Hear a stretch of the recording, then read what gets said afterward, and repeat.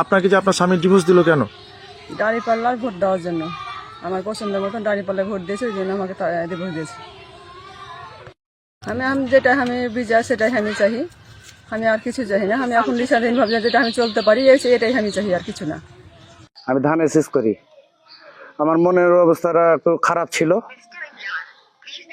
গত শুক্রবারের দিন সকালবেলা উৎসব করছিল, বুঝছেন, উৎসব করছিল।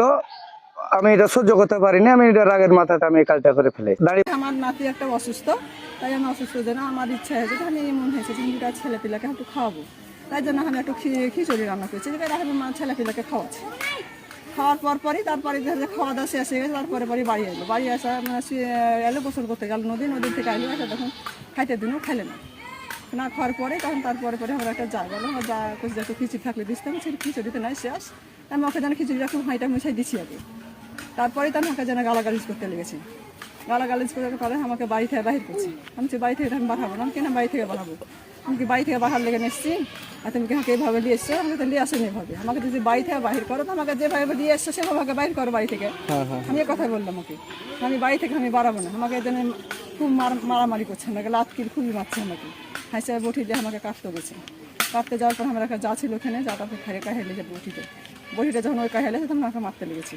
আমার একটা নাতি আছে 9 বছরের, সেই নাতিটা খুব কান্নাকাটি করছে, আমার দুটা পা ধরে লেছে, নানা মারিও না, নানু মারিও না, নানু মারিও না, কিন্তু ছেলের কথা শুনে না। আমাকে লাতার কিল মারছে। লাতার কিল মারার পরে যাই পাশের বাড়ির বহু রাসান গেল, যে জেনে ধরলো।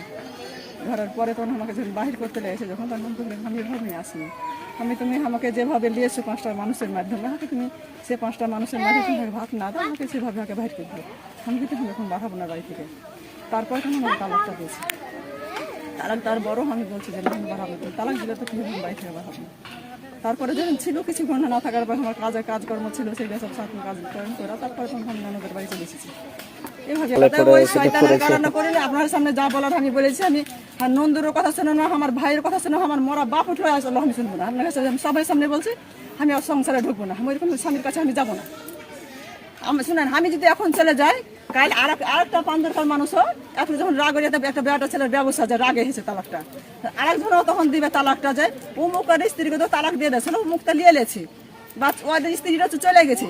আমি আজকে যদি আমি চলে যাই, কালকে আরেকজনও তালাক দেবে, এই কথাটা একটু বলবে যে ওই তো ওকে চলে গেছে, তো ওকে হাঁকা করে নিবে না, আমাদের পাবো। এই কারণে বেটা ছেলের রাগটা বেশি হয়ে যাবে, আর এই কারণে তালাকটা দিতে মানুষ বাধ্যটাই থাকবে। কিন্তু আমি এটা সুযোগটা আমি দেবো না। আমি ওর সংসারে আমি আর যাবো না, আমার স্বামী হিসেবে আমি ওকে নিবো না, আমি যাবো না। আমার ভাইকে আমি যে